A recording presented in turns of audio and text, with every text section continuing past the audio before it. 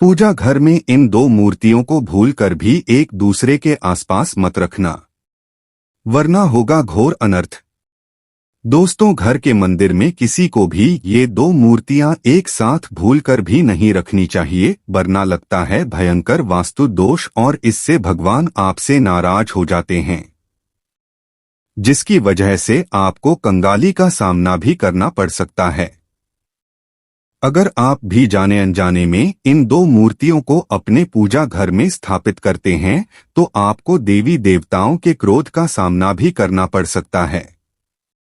दोस्तों, हमारे हिंदू धर्म में प्रत्येक घर में भगवान के लिए एक पूजा स्थल आवश्यक होता है, जहां पर बैठकर हम भगवान की पूजा अर्चना करते हैं, क्योंकि हमारे घर में बनाया हुआ पूजा का स्थान हमारा ईश्वर से संपर्क करने का माध्यम होता है।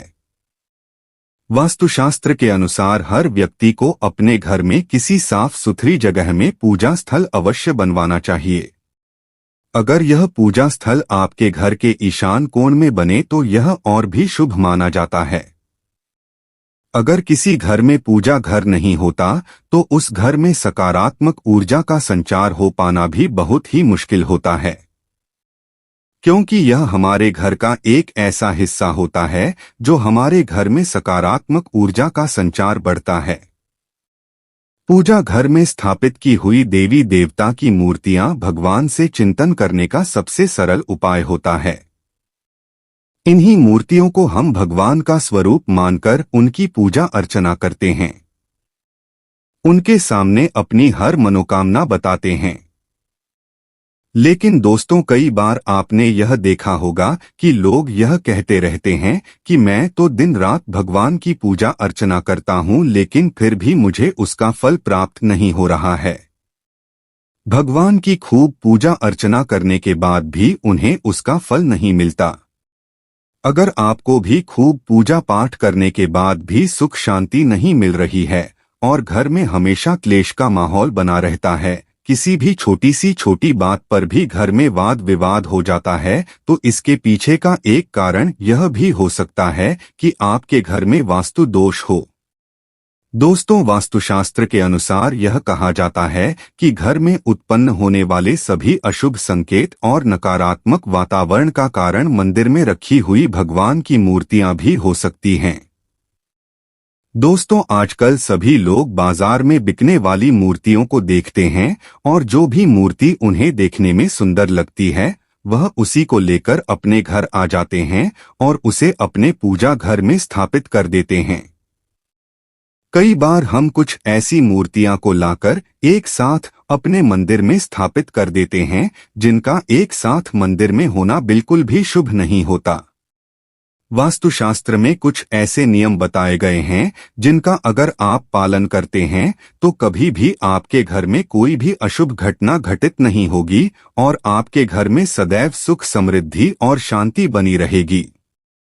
जिसमें से एक नियम यह भी है कि घर के मंदिर में देवी देवता की मूर्ति को रखने के भी कई नियम हैं, जिनका पालन हर व्यक्ति को अवश्य करना चाहिए, क्योंकि कुछ देवी देवताओं की मूर्ति को घर के मंदिर में एक साथ स्थापित करना वर्जित माना गया है।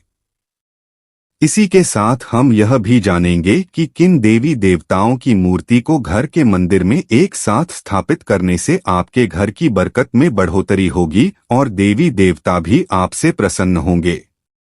इसी के साथ हम यह भी जानेंगे कि घर में खुशहाली लाने के लिए और घर की सुख समृद्धि के लिए हमें कौन कौन से देवी देवताओं की मूर्ति को एक दूसरे के पास में स्थापित करना चाहिए।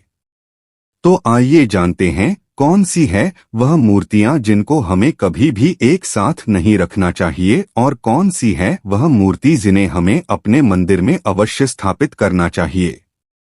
लेकिन उससे पहले अगर आप भी चाहते हैं कि लक्ष्मी माता का आशीर्वाद आपके ऊपर सदैव बना रहे तो इस वीडियो को एक लाइक करें, चैनल को सब्सक्राइब कर लें और कमेंट बॉक्स में जय माता लक्ष्मी लिखकर अपनी हाजिरी अवश्य लगाएं। एक माता लक्ष्मी जी की प्रतिमा। माता लक्ष्मी को धन और समृद्धि का बहुत ही बड़ा प्रतीक माना जाता है।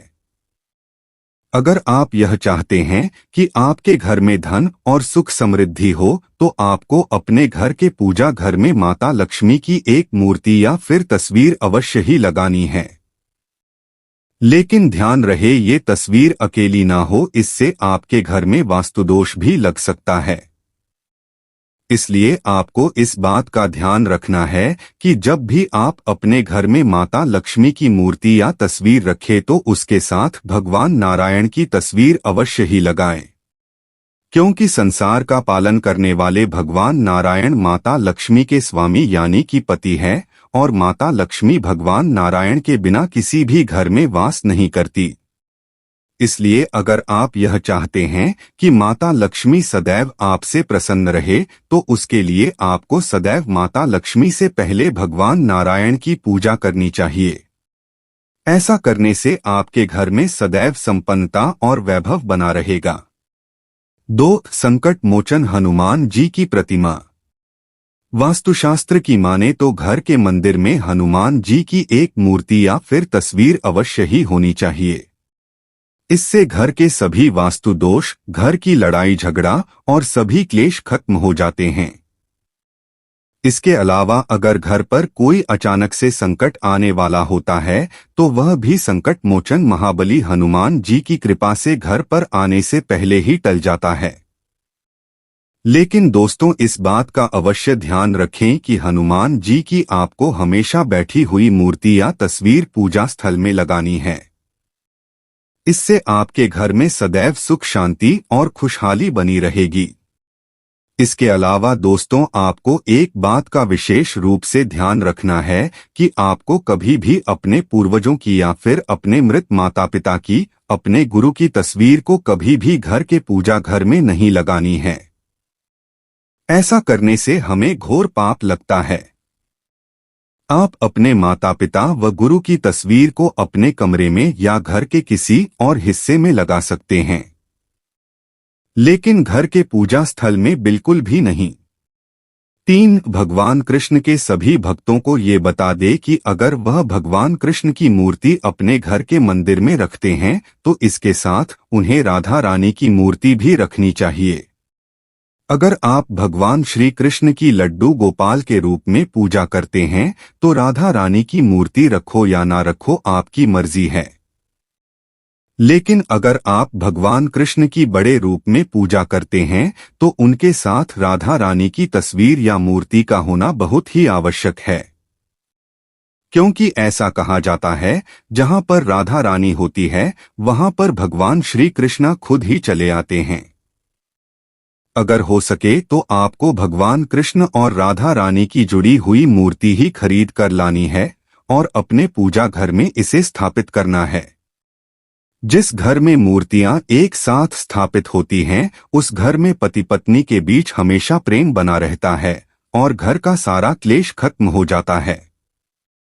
भगवान कृष्ण राधा रानी की मूर्ति या फिर तस्वीर अपने घर के मंदिर में एक साथ लगाने से घर में सुख समृद्धि और शांति हमेशा बनी रहे। 4. अपने घर के पूजा स्थल में किसी भी मनुष्य को भूलकर भी भगवान विष्णु और भगवान शंकर और भगवान ब्रह्मा देव की तस्वीर एक साथ कभी भी नहीं लगानी चाहिए। कभी भी इन तीनों देवताओं की एक साथ हमें पूजा नहीं करनी चाहिए। दोस्तों, ऐसा बताया गया है कि इन तीनों देवताओं की पूजा पाठ एक दूसरे से अलग अलग होनी चाहिए, क्योंकि भगवान नारायण की पूजा तुलसी पत्र के बिना अधूरी मानी जाती है। इसलिए अगर आप पूजा कर रहे हैं और आपने पूजा में तुलसी का पत्ता नहीं रखा है, तो यह पूजा पूरी नहीं होगी। और वहीं पर अगर इससे अलग देखा जाए तो भगवान भोलेनाथ पर कभी भी तुलसी का पत्ता भूलकर भी नहीं चढ़ाया जाता है। शास्त्रों के अनुसार ऐसा बताया गया है कि ब्रह्मा देव की पूजा करना घर में वर्जित होता है। दोस्तों, आपने भी यह जरूर देखा होगा कि कभी भी किसी के घर में ब्रह्मदेव की पूजा नहीं होती है। इसीलिए अगर आपके घर में ही देवताओं की एक साथ प्रतिमा रखी है, तो आप अपने घर से तुरंत उनको अलग रख दे। अगर अपने इन 3 देवताओं की तस्वीर एक साथ अपने घर में लगा रखी है, तो आपके ऊपर भारी संकट भी आ सकता है। यह तमाम जानकारी जन रुचि को ध्यान में रखकर दी जा रही है। ज्योतिष और धर्म के उपाय और सलाहों को अपनी आस्था और विश्वास पर आजमाएं। वीडियो का उद्देश्य मात्र आपको बेहतर सलाह देना है। इस संदर्भ में हम किसी प्रकार का कोई दावा नहीं करते हैं। दोस्तों, अगर आपको वीडियो अच्छी लगी हो तो कृपया वीडियो को लाइक और चैनल को सब्सक्राइब जरूर कर लें और कमेंट बॉक्स में जय माता लक्ष्मी जरूर लिखें। वीडियो को देखने के लिए आप सभी का दिल से शुक्रिया।